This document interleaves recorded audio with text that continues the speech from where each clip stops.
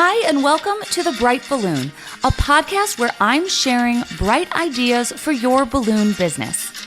My name is Sarah Meyer, and I'm a balloon business owner like you, and I love the creative side of what I do, but I really love the business side, which seems to be the part where most people struggle. So I'm here to help. Each week, I'm bringing you an episode full of bite-sized tips you can use to make improvements in your business. I want you to make more money, eliminate stress, and learn along with me as we grow our creative businesses together. Welcome to The Bright Balloon, presented by 17 Hats. Hello and welcome to another episode. I have been waiting for this episode to release because I recorded with my friend Emily, who is the owner of Utah Balloon Creations, about a month ago now, and I have known what is coming, and I'm very excited to share it with you all. Because Emily runs and operates a pretty large scale balloon business, she also understands some of the tools and resources that we need as balloon decorators. So like many of my downloads, the download that Emily is going to talk about today and her new resource is out of necessity for her own business, and now she's made it available to all of us. So we are going to chat about her brand new side hustle, her new company that she has started called My Balloon Toolbox, where she is offering resources to balloon professionals. The two we are talking about today are a balloon delivery calculator and a balloon quantity calculator. So these are spreadsheets that you can download and utilize in your business. And I have been toying with them for the last month or so, and oh my gosh, eliminating some of that guesswork from my quotes has been a game changer. I am just so excited for you to hear this interview. And as you know, this month we are enrolling for our Pumpkin Plan program. And one of the main components of pumpkin planning your business is to get systems in place so that ideally you can one day take a step back and have someone else running those systems that you have set up. So this episode is a really good example of a system you could pretty easily put in place. Now, if you are interested in joining me and a small group of balloon business owners in our Pumpkin Plan Accelerator course, now is the time to enroll. So for the month of September, we are enrolling students, and then we are going to kick off the first week of October, and we'll conclude at the end of January. So this is going to be roughly a 4-month program. We will meet every other week on Zoom, and then the weeks where we don't meet, there will be a little bit of homework. So I have been talking about the Pumpkin Plan for probably over a year now. It has changed my business. I love this program, and I've recently become certified as a strategist. So I'm so excited to walk my first group through this program so that you can see awesome changes in your business. And you might be thinking, what changes? What are you talking about? This plan essentially allows you to identify your top clients, figure out where you can find more clients like them, and then the best part is get rid of the clients that you don't really want to take anymore. And the part of this plan that I think is so cool is that it's different for everybody. It's tailored to your business and your preferences and your unique offering. That way, you don't have to worry about competition, and you get to design a business that works for you, something that feels easy and feels fun. So if you are currently living in a world of overwhelm, or you feel like competition is causing you to lower your prices, or you're just not sure who to market to, this program can help you solve all of those problems. When you know who your client is, when you know where to find them, and when you know what they want to buy from you, price is no longer the problem because you have identified your top clients, your unique offering, and then you're putting systems in place to make everything run with ease. So this is a big task. This is not something that is going to happen over the course of a week. And this is not a passive program. You are going to have to think, you are going to have to work, and you are going to have to do some things in your business that might be a little scary. So if you are ready to make some changes, if you are what I refer to as a doer, you like to hear things and take action and implement, this program could be for you. And just think, by the beginning of the new year, you could have a business that feels fun, feels easy, and that you truly, truly love. I hope that I can help you get to that point, and I cannot wait for some of you to join me in this first Pumpkin Plan Accelerator program. And it is only running once a year. This is not something that you're going to see popping up over and over. When enrollment is done, it's closed, because then we are going to start working. So link is in the show notes if you'd like to join me. And as always, feel free to reach out with any questions. With that, let's take a break. Let's head over to the You Glue hotline and then get into this awesome interview with my friend, Emily. Welcome to the You Glue hotline, where we discuss great advice that sticks. Brought to you by Pro Tapes. If you have a question or some great advice to share, click the link in the show notes to call in and leave a voicemail. Hi, Sarah. I'm Angie from Knots and Twist Balloons in Greenville, South Carolina. I really enjoy your podcast and have learned so much from the business side. You're really a smart lady. My question is, I have tried the cold emails and DMs on Instagram after listening to a couple of your podcasts around that, and I've yet to get a reply, which I kind of expected. But on Instagram, if they do not follow you, I believe it goes to a request folder. How do you get the attention of those that you cold DM who don't follow you, and it sit there forever in their request folder, and they never see what you're trying to, promote? Do you have any suggestions on that? I could really use some help. Thanks, and keep on feeding us all the great information. Hi, Angie. Oh my gosh, I love your message. I want to get a shirt made that says, I'm a really smart lady. Your message made me happy. I think that's frustrating. And I think that's kind of the equivalent of the spam folder, right? Like, even when you do email marketing, even when you do it right, sometimes those emails are going to end up in your client's spam folders, and that can be really frustrating. So I would say keep at it, keep doing your email marketing, keep doing your DMs. But I think it also helps on Instagram if you're following them and if you comment and interact with their stuff. So like, I have a lot of followers, right? But very few people comment on my posts. I mean, very few people even like my posts anymore. It's just hard to be seen on Instagram. So I really do notice the local people who comment. Like, when my Chamber of Commerce comments on my posts, like, that makes me really excited that they're seeing and liking what I'm doing. So I would say kind of be strategic and spend a little bit of time actually going after the people that you're interested in. So for example, if you're trying to get in with like a dance studio, follow their account and make it a point like once a week to go on and comment on their recent posts. More than just like a smiley face emoji or like, oh, this is so great, but really nice things like I'm so glad to have a business like this in our community. Or if you have a personal connection, how cool is it if it's like, I love sending my daughter to this dance studio. It's the best in town. People notice comments like that because as flooded as social media is, not many people are interacting. A lot of them are scrolling, but the comments I think get noticed. And the more that they like and interact with you, I think the more likely they are to follow you back, and then those messages will get to them. But in general, you're just going to be shining a little spotlight on you as a local business. And then, of course, the other option is to ditch Instagram, ditch email, and go to where they are in real life. So this idea of finding congregation points for the type of people that you want to network with in person. They can't ignore you if you're in the same room with them. So if you are trying to get in touch with local businesses, look at joining your Chamber of Commerce and actually go to the events that they're going to be at. Or if let's use the dance studio again.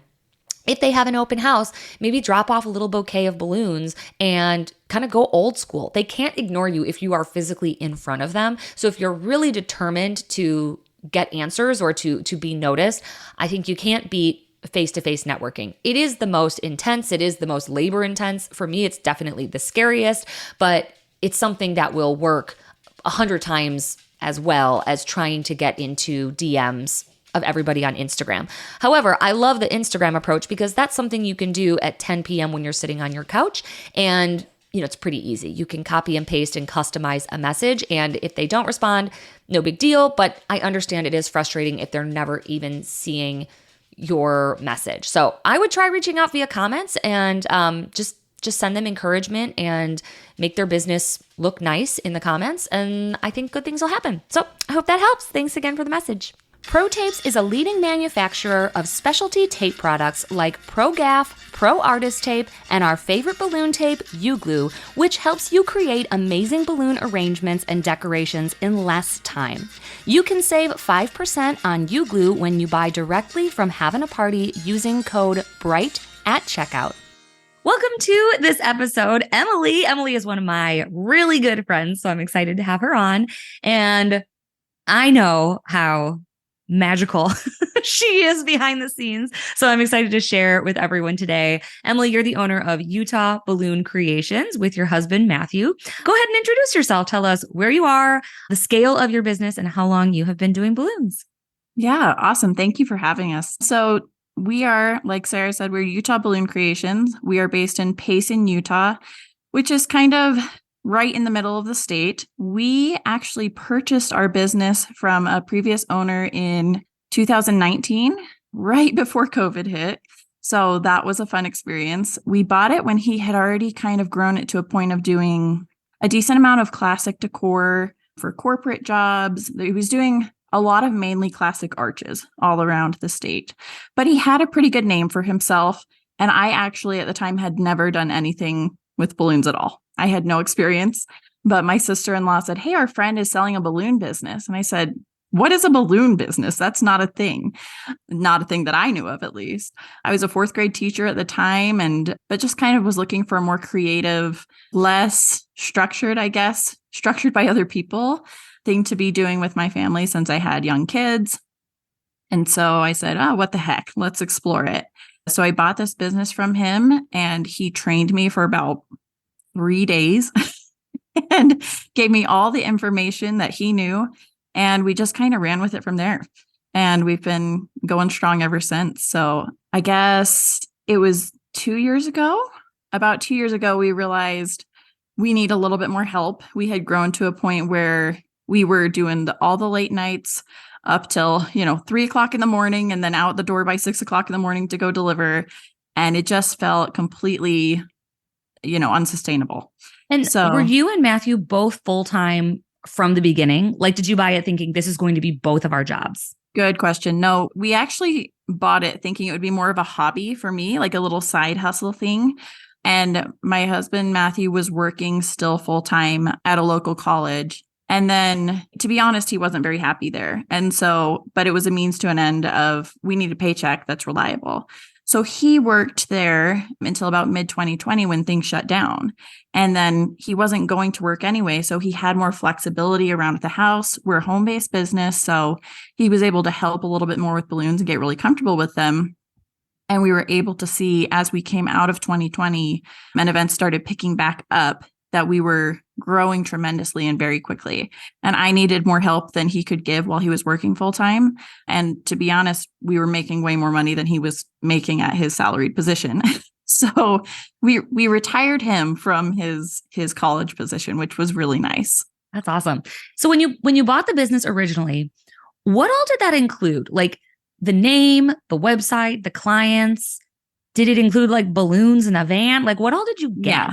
Looking back, it's interesting. I mean, I didn't know what I was getting at the time because I had no experience in the balloon industry. Right. Now, I think I would have negotiated things a little bit more. But at the time, they were in a workspace that we ended up continuing the lease for a few months and then decided, because I was pregnant at the time, I had a little girl at home. I said, let's just do this at home. There's no reason why I need to be driving to a shop.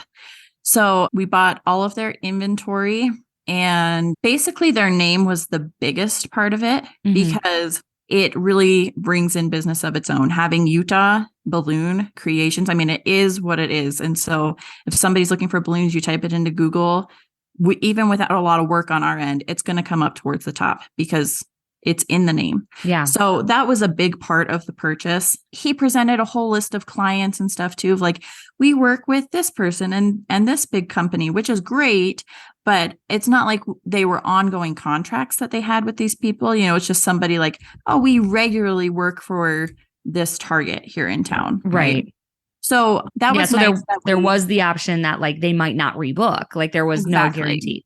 Okay. Yeah. And so I feel like a good portion of the clients continued and some of them didn't, which is just the nature of regular business. But I've come to understand that now. The van was separate, but he just gave us the option of purchasing it. He had bought the van about 3 months beforehand. So it was pretty much brand new.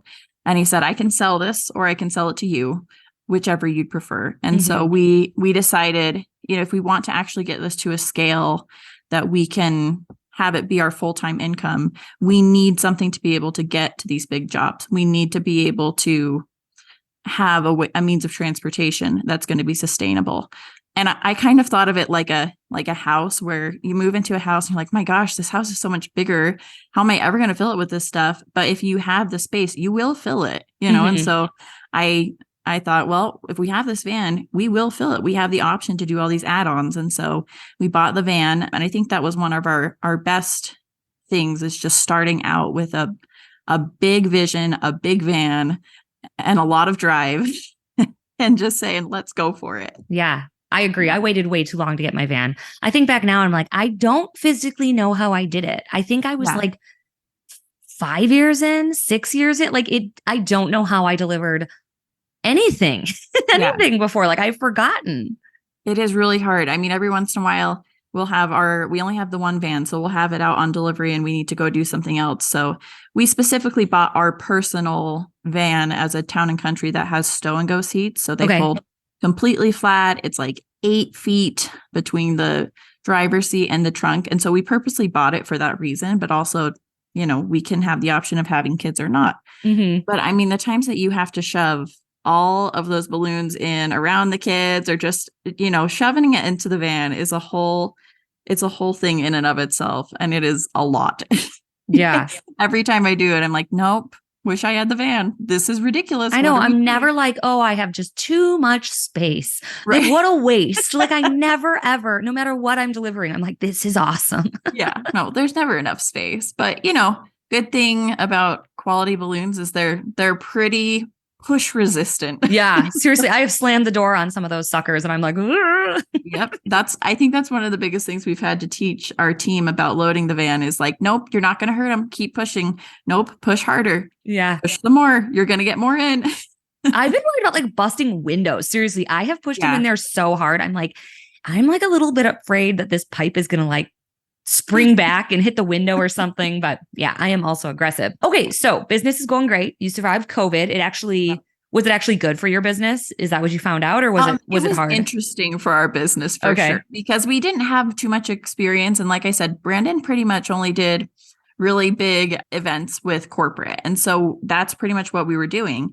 And then of course, all of corporate and those events shut down. So we kind of had to recreate our own clientele and vision during 2020 to figure out, okay, what are we doing here? We did all of the yard decor and the party poles and the fun things like that just to kind of get us through. But then once it started opening back up, it was kind of the best of both worlds, because then we had the residential private clientele and the big corporate clients who were very eager to get back and have their big celebration again. Right.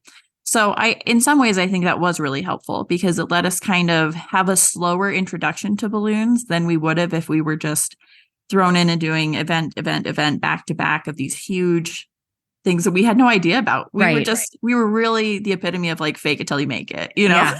We all are. Everyone is. That's we the had story some of great stories from those beginning events. And then we just look back and laugh at the things that we learned between then and now. And it's just, I can't believe we did all the things that we did, but here we are. Yeah. Well, we talk almost every day. Like we have a chat of girls, and I would say out of all of us, you have the biggest business. You have employees and they work out of your home. Tell us a little bit about that. Did those come with the business? Did you hire them? And how many do you have?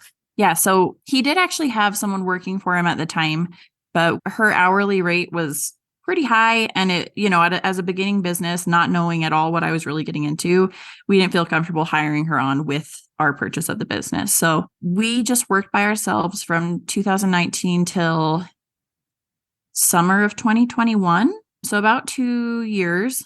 And then our first employee actually was a neighbor boy who he had seen I just threw a listing online for a job posting, not really with any specifics because I didn't even know what to say. I just kind of generic, like we need help. We could use some help. We're growing and I don't know what it's going to turn into, and he saw our listing online and realized he recognized the logo and the name because we have our branded balloon van parked outside of our house because that's where it goes. So he's like, hey, I know that house.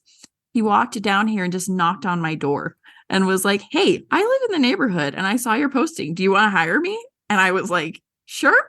Like, I don't know. I guess. Yeah. So. How old was he? He was a senior in high school. No, he was a junior in high school at the time. So not too old. But he ended up being one of our greatest team members because he was like a go-getter, but not in a pushy way, but just I'm able to look at the situation, assess it, and be a problem solver, which I've learned is one of the biggest assets I need when hiring someone. Yeah, someone absolutely. Who can think on their feet and not necessarily need a lot of hand holding, but be like, all right, here's the problem. I could try X, Y, Z. Because inevitably, when you get to a job, something is wrong. The client told you the wrong space, something's changed, the weather's come up, there's a million things. So he worked for us. He's actually out of the country at the time. So he worked for us for 2 years, year and a half-ish. But then just a little bit later that year in October 2021, we hired my now manager, Yvonne, and she has been life-changing. I don't know what we did to get so lucky. Where did you find her? So we posted just an ad out here. It's called KSL. It's just like a news. I don't even know what it is. It's a news affiliation and they have different classified ads and stuff that you can post. So we posted on KSL and Yvonne responded. Actually, we had a lot of responses and I was very honest in my post saying, I kind of need help with this, and this. I don't fully know where this is going because we're growing. It's part-time for now, but probably has the potential to grow into a full-time position. It's fairly flexible, mainly because we don't know what we're doing and events are here and there. And so lots of people applied, but Yvonne actually emailed me separately. So it had my email address on there. So she applied, but then she also sent me a separate email and said, hey, I just want to let you know, I am really interested in this position. I feel like it could be a pretty good fit. If you'd ever be interested in meeting up and chatting about it, we'd love to. So, we met at a park, we both brought our kids and we just talked. She had some experience with social media management and advertising and things like that. So initially that was my first draw to her because those are skills I don't have, nor do I really care to develop them very much. So I thought, perfect, she'll do that. So when I hired her and also just regular help with inflation, installation, just having another set of hands, right? So when I hired her, she did that for a little while, but I quickly realized she has much more to offer than just doing the social media management and advertising. And so she's kind of shifted almost from doing that. She really doesn't do very much of that at all anymore. She manages our team. She manages our shop with inventory, making sure our list of what we need to build is updated, pulling the balloons for the jobs we have coming up, those kinds of things. So she's really become my right-hand person, I guess, because as we've added more people to the team, I learned about myself that I don't love managing people. Yeah. So I love these people each individually, but to have, 6 people texting me, what do you want me to do with this? But I couldn't do it. It was too much. So now they go to her? Yep. So Yvonne's kind of like the first point of contact. Yeah. If she doesn't know, she'll come to me, or like for right now, she's out of town. So she's on vacation. And so I become the point of contact again, which is fine. I just don't want to do it 24/7 because I prefer to be working on things a little bit more in the background, customer emails, booking events, things like that. Well, and you've also had another baby since then, right? Yeah. Yeah. So we have 4 kids now. We have a 10-year-old, an 8-year-old, and then we have a 3-year-old and a 4-month-old. So having that extra help was necessary. Yes. When we had Theo, he's our 3-year-old back in 2020, we just shut down for a month because we didn't have any other help. And I was like, I'm not doing this to myself. And it was fine. We've bounced back just fine. June continues to be a strong month for us. That's when we took off. And I was worried, oh no, maybe we won't get jobs next June, but it hasn't been a problem at all. So that's been really nice. And now I was able to kind of train her also on 17 hats and working with customers through our CRM and booking events and things like that, so that when I went on maternity leave this most recent time, that didn't just completely drop out. I didn't want to have the pressure of being in the hospital and let me respond to this client real quick. We're not doing that. Right, right. So she was able to take that on for a good few months of really just taking the bulk of it on and running with it. So it's been amazing. Are you ready to take your balloon business to the next level? Look no further than Having a Party Wholesale, your ultimate destination for all things balloons. At Having a Party Wholesale, they're not just a distributor, they're your partner in success. With the latest and greatest in balloon innovations, they're on the cutting edge of new products that will wow your clients. From top brands like Tuftex, Jamar, Anagram, Ellie's, Premium Conwin, and more, they've got the widest selection to fuel your creativity. Elevate your balloon business with premium quality balloons and accessories that'll make every event unforgettable. Join the successful league of professional balloon artists who shop at havingaparty.com. Well, and then this is kind of where the meat of our interview is going to be, but in having her kind of production heavy, that has freed you up to really do the bookings and the calculations and the mileage and that's the stuff you kind of enjoy it. You like dealing with clients and being on your computer. So you've come up with these amazing tools that I can't wait to talk about. So you are launching a new business, a new side hustle to your business called My Balloon Toolbox. And I'm so excited to chat about some of these tools. I've gotten a little bit of a preview. And as someone who kind of ballparks a lot or guesses often, sometimes you guess right. And sometimes you're like, not enough money in the world could have covered what I just went through for this job. Exactly. So tell us about some of your products, your early products that are going to be, that already are available in your new shop here. Yeah. So I'm really excited about it. We realized when we hired Logan and Yvonne, our beginning employees, we didn't really have many systems in place, which I didn't realize until I had to explain it to someone else. Right. Mm-hmm. And that's when I realized that I did so much ballpark or guessing. I'm like, I don't know, it's a handful of this and a handful of that. And it's probably about this many dollars. Right. Exactly. And it wasn't until we sat down at the end of the year and looked at profitability that we were like, ooh, we really should have been a little bit more careful on that. But in fairness, when you're trying to run it by yourself and you're doing all of this exhausting work of inflating and the early morning installs or the installs in 105-degree weather, and you're just completely, it takes everything out of you, especially if you are a mom or working another job or any of these things. It's not like balloons are your entire life, right? So you put so much energy into just getting from day to day.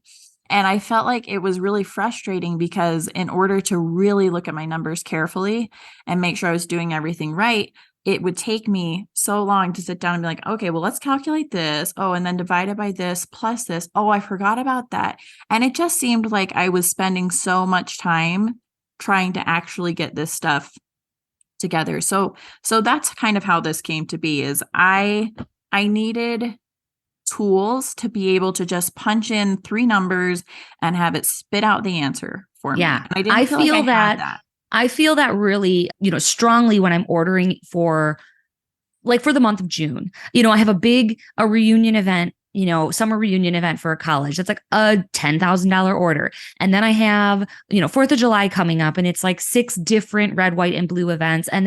And to sit down and calculate all those items and how many balloons I need. And, I forget the toppers and I do right.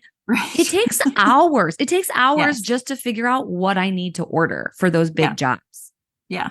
And I feel like, it's still going to take time, right? There's nothing that's going to completely erase that.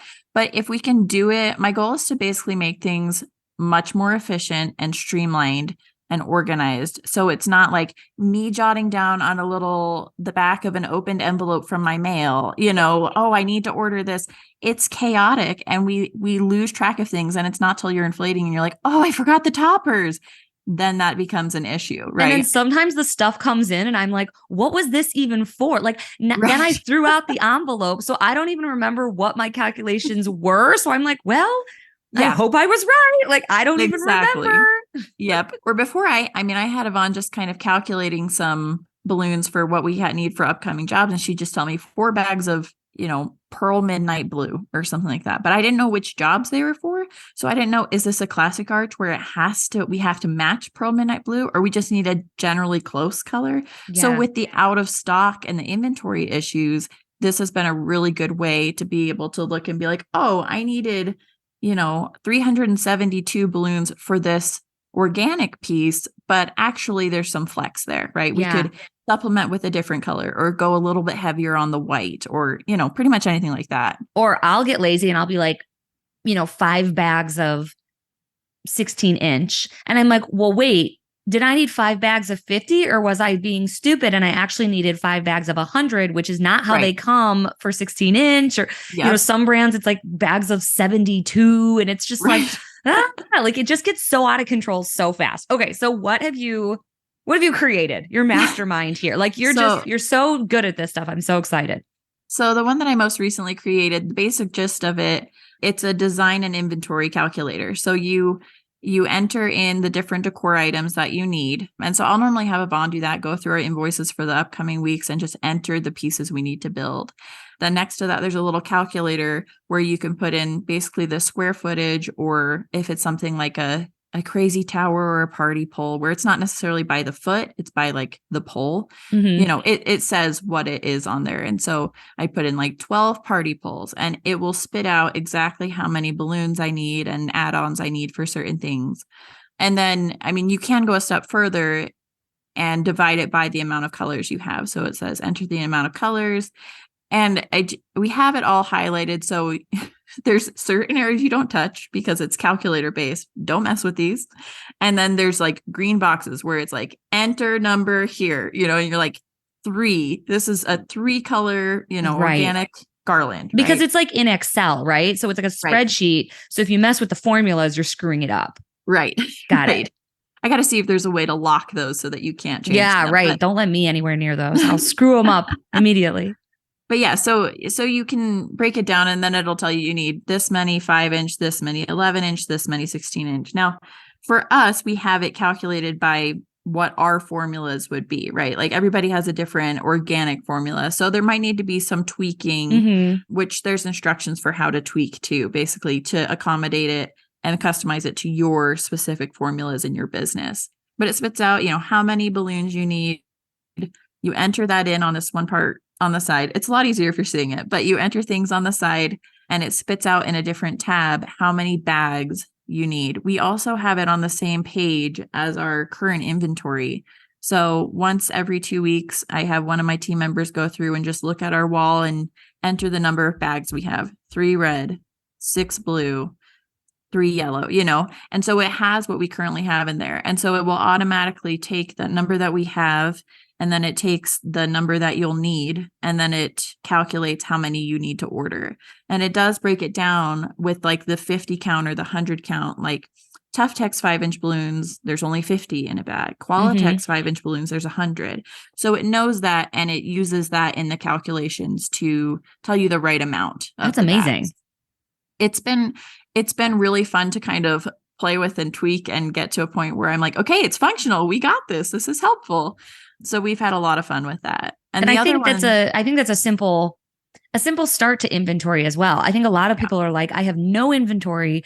So should I do Sortly, which is like hundreds of dollars? Like it's so expensive and it's so intense. It's like, that seems like a big leap to have like nothing and to go to this like full retail inventory system. So I like this idea of like a spreadsheet that you can modify every 2 weeks. That's kind of what we were looking at too, because it was, we have so much inventory, but I also kind of wanted to reduce the amount of inventory we had because I was in the the camp of, I don't really know, let's just order a ton. I'm sure we'll use it eventually. But then I'm looking at the amount of inventory we have and I'm like, this is ridiculous. Why Yeah. do I have tens of thousands of dollars worth of balloons just sitting here? And some in these weird colors I'm never going to use again. Right. Or that I don't even know I have because my inventory is not correct and it's shoved in a closet somewhere. Right. So this has been a really good way for us to kind of trim the fat on expenses in that way, because I'm not overspending on things that I actually don't need. Mm-hmm. So that's been really helpful. And I feel like a lot of us, like, it felt like COVID was like the Great Depression. So now when like, something's available, it's like, oh my gosh, Cameo. I just like panic order like 5 bags of it. But I'm like, wait, I have like 15 bags. What am I doing? Right. Like I just and I only panic needed order 5 balloons. Yeah, exactly. I'm like, oh my God, Chrome. And I just like order all of them. But it's like, wait, no, Chrome is like readily available these days. I'm still like remembering the days of like not being able to get what you need. Right. It's the scarcity mode. Exactly. And then you also have the random, off brand of some color you don't normally carry because you couldn't get that color. So you have a half bag of that. And it just gets to be insane. It is really, inventory will always be a beast. But, my goal is just to kind of make it as easy as possible without getting too crazy and investing thousands of dollars into things where, I mean, I'm sure it's great for some businesses. It's just too much for me. And I don't want to worry about scanning barcodes in. It's too much. For this calculator, like logistically, when you use it, say you have a $5,000 job, you punch in the numbers, you get your results. Do you just then know the answers and then you clear the form? Or do you like save that form and print it out and put it with the job? Or like, I'm sure you could do either of those. I'm just curious what your kind of workflow is in that sense. Yeah, you could do either. I don't save it, but you could. I don't save it normally because I'm normally doing like 2 weeks at a time. And so I've just kind of done a shorthanded 3 columns for, it's not too detailed. Oh, so you combine like multiple orders when you do it? I do. Yeah. Gotcha. Whenever I'm doing an inventory order, because I don't want to have to pay shipping 17 times, you know? And so, and plus half the time there's a minimum on when you're ordering, you have to reach $500 or $200 or whatever. So I will go through and pull the events for about 2 weeks, and I will just process all the balloons that we need for 2 weeks. We do keep a back stock of some inventory for if something's miscalculated or, of the common colors, or we get something last minute and we just need to build it, which I would recommend to pretty much anyone of your most basic colors to have some kind of back stock. But for the most part, we've got our formulas outlined downstairs for where people start building. And so as long as they're sticking to the formulas, we have the right amount of balloons. I do have like a margin of error built into it so that it will kind of round up and give you like an extra X amount % of balloons needed, because there's going to be defects. There's going to be, oh my gosh, I read that wrong. I totally thought it said to do this. And then, which if you have any sort of help or team members, it's going to happen. It happens when it's just you inflating, right? Right. We're human. And so things get messed up. But so I have a margin of error built into it. And then, it just kind of spits out what we need. We order it and call it good. Oh, I'm so excited. Okay. So I haven't tried that one yet. I can't wait to experiment. This next one though, I have started using and it's incredible because this is where I ballpark all the time. I do my delivery by like region, and I'll do like, $15 local delivery, $100 to this county, $150 to the city. And that seems like a lot. But $150 on a Monday at 9 a.m. is different than $150 on a Saturday at 7 p.m. So talk about your next calculator. Yeah. So the other calculator this is honestly probably my go-to calculator always. And it's been helpful for when Yvonne is doing quotes and things too, because when I'm doing it, I feel like I could throw $200, right? Because it's my business. And if I lose some, it's fine. But she's not comfortable doing that. She would never just be like, oh, it's probably about $200 when she has no idea. Right. Right. So employees more than anything need a guidance of how and what and where, because they're not you. They don't have that permission to just make a decision that's going to impact your business. Right. So the delivery calculator is great because it's customizable to your team and your scale, even down to the specific delivery. So what it is you basically take It accounts for the time and it accounts for the mileage. And so what I will do is when I get a new lead and it says it's at this location, I throw it into Google Maps real quick from my starting point, which is my home. And it comes up and it tells you the amount of time and it tells you the mileage, how far it is away. And so all you have to do is go to the green boxes. You always look for green because that's what you want to fill in. Green boxes, you enter the time and you enter the distance. You don't have to do any like, well, I have to drive back from that. So I have to, it automatically calculates like round trip, all of that stuff, and it will spit out what you need to charge for delivery. It also breaks it down into different sections where it's just, like a standard delivery drop off, or if it's going to be a delivery drop off during rush hour or anytime you would anticipate some traffic, like maybe it's a 3-day weekend and you're going in the direction of the vacation spots, right? Mm-hmm. So if you look at the date and you're anticipating, we're driving at 5:00. Okay, that needs to be the rush hour one. It will tell you what the higher rate needs to be to accommodate for that. There's also, it spits out numbers for full service. We call it full service, which is delivery and install, and then a return trip to take down, strike, and all of that. So it's basically accounting for 4 trips there: to the venue, install, drive home, back to the venue, take down, drive home. Interesting. Okay. And it is customizable to your own situation. And so once you put it in for your own situation, you can kind of just leave it as is. But like for me, you put in your estimated miles per gallon. So it's going to be different if you're driving a U-Haul or you're driving a little sedan, right? They have different mileage. So you put in your approximate miles per gallon, you put in how many people are going on the job, what their hourly rate is, and then your cost of fuel and average, right? It changes daily. We normally just ballpark a little bit high because I'd rather be on the high end. Mm-hmm. So we ballpark an approximate cost of gas. And like I said, I don't change those things once they're put in, unless it's for a specific job. Like I know I'm renting a 26-foot U-Haul. I'd change it for that. That's totally different. But for your regular day-to-day, it's really just entering the mileage and the time, because I'm going to know already. We pretty much always have 2 people going on an install. The only time that would be different is if it's just like a quick bouquet drop off, but still sometimes I just leave it at 2 people because I don't know for sure if it's going to be a drop off that's thrown in at the end of an installation. And so somebody else has to ride along with it, Right.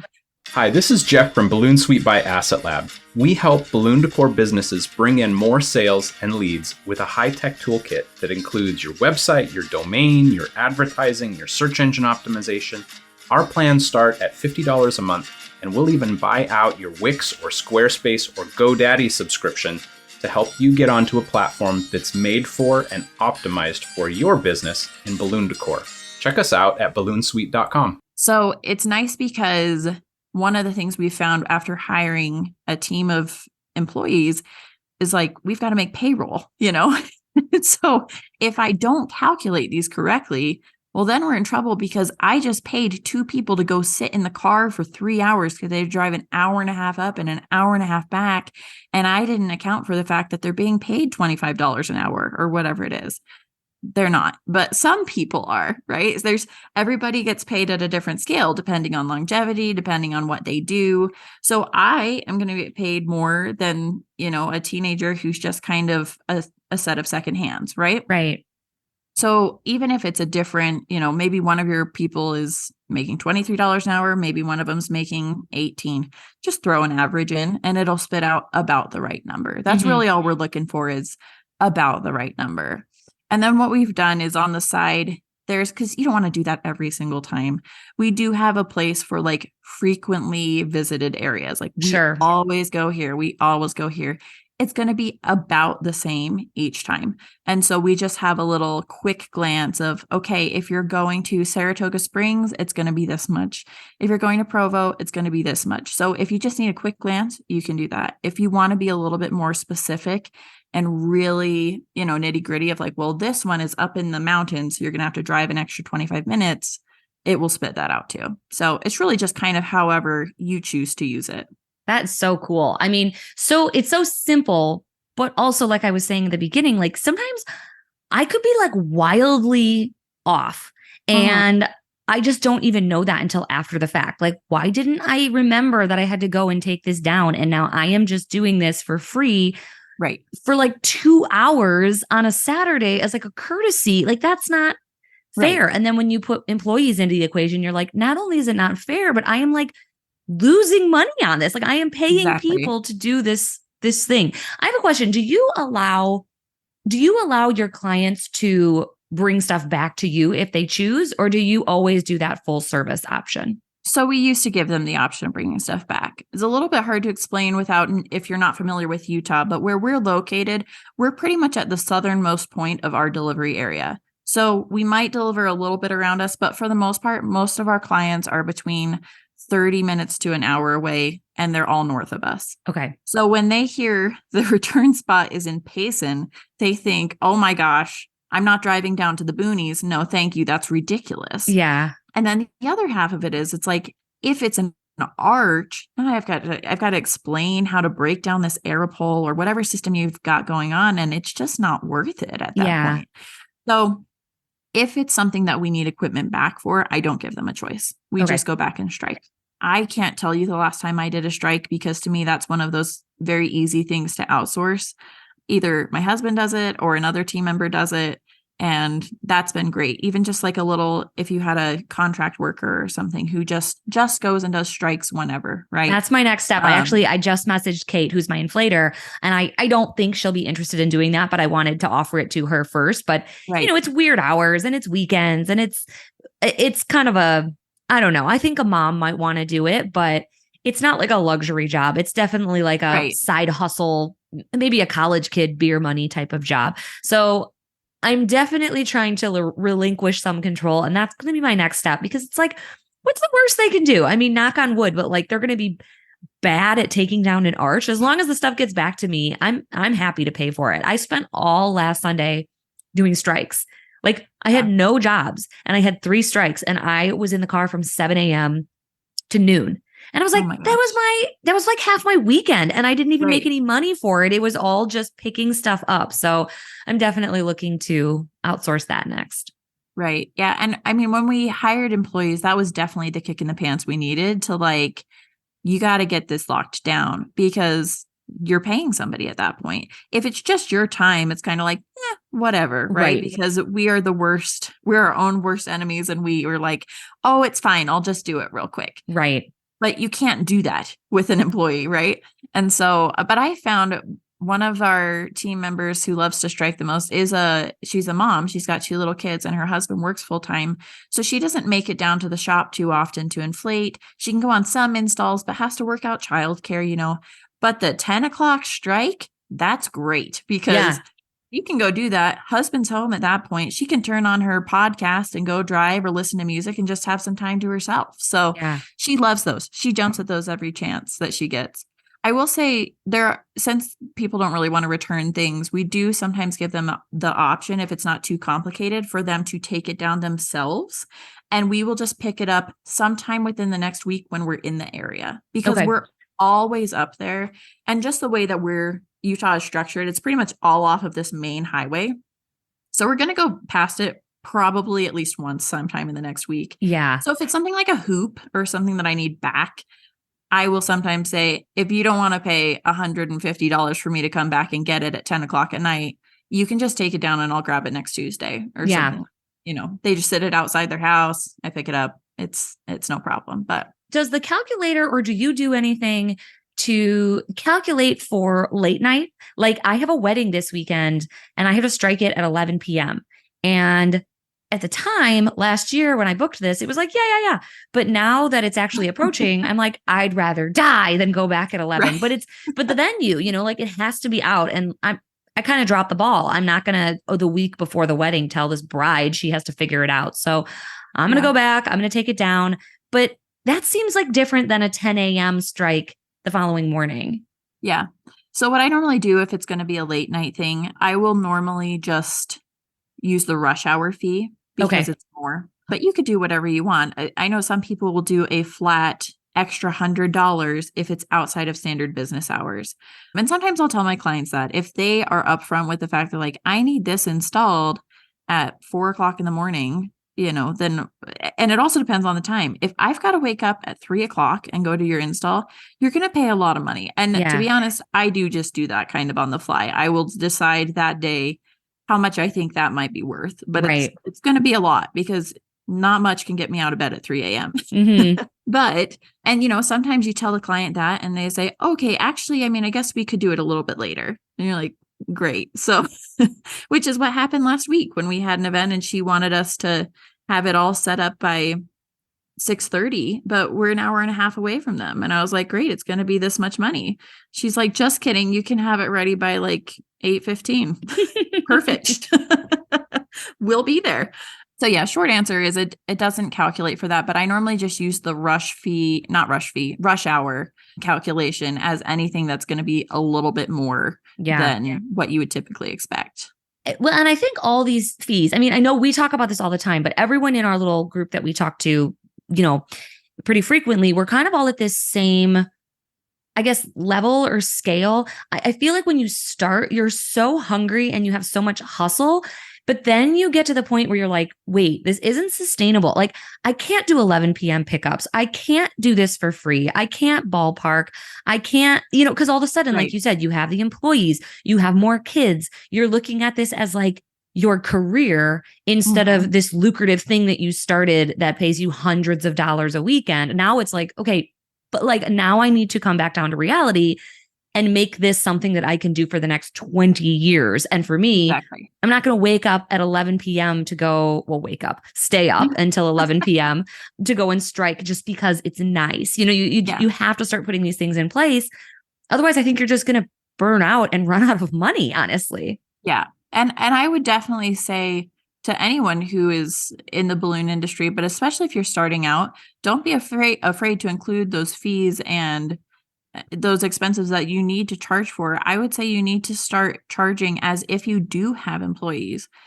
Treat yourself as an employee, because once you do get to a point where you need an inflator or you need somebody else to go do this drop off, it's already built in for you. You don't have to have the sticker shock with your customers and be like, oh my gosh, why'd you double in price? Oh, because I was actually undercharging for the last 2 years, right? Yeah. So if you just make that a precedent now and value your time just as much as if you were paying someone else to do it, it makes it a lot easier and it's a much smoother transition at that point. Yeah. And for a long time, I didn't have delivery or install, like probably for the first 3 years of business, because I was like, everyone's so close and it's just, the prices are so high already. And, you make these excuses. But then I think I was on a webinar on, I think it was Balloon Coach, where someone was talking about deliveries and their main income source was bouquets. So they did deliveries like all day long. And it wasn't until he said that like delivery fees are actually one of their biggest areas of profit. And I was like, wait a minute, that's allowed? I think in my head, I thought of it as like sales tax, like money in, money out. I don't get to keep it. It's not really. And then it was like, wait a minute, you can profit off of deliveries. Like you can make money by doing the thing that I'm already doing for free. And for some reason, hearing it that way was what made it click for me, that it was like, wait, I can start charging more for doing the same amount of work and make more money starting tomorrow. So I like this idea of, it's not taking advantage of your customers, it's charging appropriately. But if you're not currently doing this, it feels like free money. Right. Exactly. And we do have a spot on the calculator where you can put in the percentage of basically how profitable you want it to be. If you don't care and you want to just have it be, like you said, sales tax, make it be a wash, you can do that. If you want to be profiting 50% on your deliveries, then change it to 50% and bring in that money. Do what you need to do. I had a little bit of an internal struggle with that initially too, when I was making the calculator, because I'm like, well, I don't feel like I really need to be profiting on these deliveries. But at the same time, first of all, there's always going to be something that comes up where it takes longer than expected. And second of all, we're not working to come out even, right? Like if what's the point in having an employee if she's not making me any money, right? Right. It's like, it's just a means to an end at that point, which I guess is fine, but that's not why we're in business. Right. It doesn't make sense. And it's like, yes, you're selling the arch, but technically they could do that on their own. I mean, it doesn't take a rocket scientist to do balloons. I'm sorry, it doesn't. Right. What I think I'm actually selling is the service. So for that to be the most profitable part is actually kind of interesting. Like, yes, you're definitely going to profit on the balloons, but I think for the service to be the thing that they're really paying for, this just kind of falls in line with that. Like, they're paying for the fact it's going to show up and be done on time, where they want it, how they want it. Like, that's what they're really paying for. Not that I inflated all the balloons, like, and brought this beautiful arch. It's that it's done and it'll be there and it'll show up. Yeah, they didn't have to rent a U-Haul. They didn't have to go to the store and figure out the PVC or make bases. Like, they're paying for the service. Right. And they just want it done. Yep. Absolutely. We have a client who it always made me laugh because like I said, we go back and we get the equipment if it's something that we need back. But if it's just a little organic garland, I just normally say, yeah, just pop it. We don't need anything, or reuse it however you want. But we had this client, it just made me laugh because she was, again, an hour away, and she would order a 6-foot garland, a little tiny thing. And then she would pay like $400 because she wants us to bring it, install it, come home, and then come back later that night and pop it. I'm like, girl, you can just pop it in 5 minutes and throw it in your trash can. But she wanted us to do it. And I was like, okay. It didn't matter how many times I tried to explain it to her. Like, you don't have to pay for that. You can just pop it. She was like, no, I want the cleanup service. Great. Yeah. All right. Done. Be there. Absolutely. Well, okay. Speaking of just wanting it done, I could sit down and probably figure out a delivery calculator. I'm not going to. I'm just going to buy yours. So where can people do that? Where are these available? So we have it hosted on Etsy currently. The best thing to do is probably go follow our Instagram page. It's called My Balloon Toolbox. No spaces, just straight My Balloon Toolbox. It's all linked there to our Etsy page.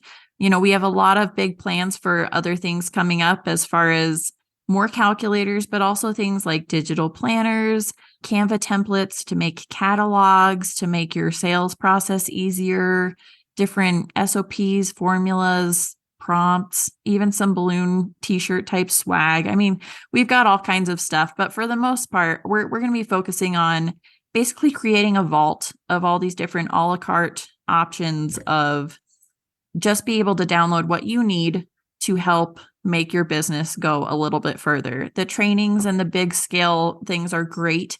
It's just not what I am focusing on in my form of training and helping other businesses, because I feel like there's a need for just a quick little download to be able to implement this today and be done and move on and have it improve your processes. So that's kind of our whole goal there. We'll definitely be throwing different tips and tricks and tutorials and things on there, but that's kind of our goal. Well, I'm so excited. And obviously it will be linked in the show notes wherever anyone's listening. So if you just want to click, go and get your downloads. And I love that it's just it's a one and done, right? You take what you need. You're not committing to anything long-term. And I think you're going to help people make so much money, myself included, that we're currently leaving on the table because we're just guessing, right? Yeah, that's the goal here. I've spent way too many hours trying to make these little calculators for me to be the only one to use them. I know that they're beneficial. And so I just want to be able to put them out there for other people to have access to and utilize and customize as they need it in their business. Well, thank you so much, Emily. And then a final note, if you don't follow Emily's professional page, Utah Balloon Creations, you should do that too, because it's clean.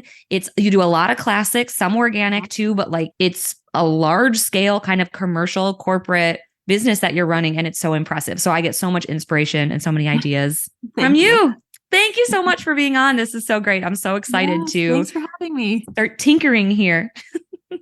All right. I will talk to you soon. Okay. Thanks. Bye. Thanks for listening. As usual, I tried to keep it bright and light. Our presenting sponsor is 17 Hats, the CRM I use to cut the chaos and manage my entire balloon business. From the lead capture form on my website to workflows and email templates, invoicing, and grab-and-go garland automated bookings. It's all powered by 17 Hats, the best customer relationship management system for balloon businesses. There's even a 50% off coupon code waiting for you in the show notes wherever you're listening. I'll see you next week in another episode.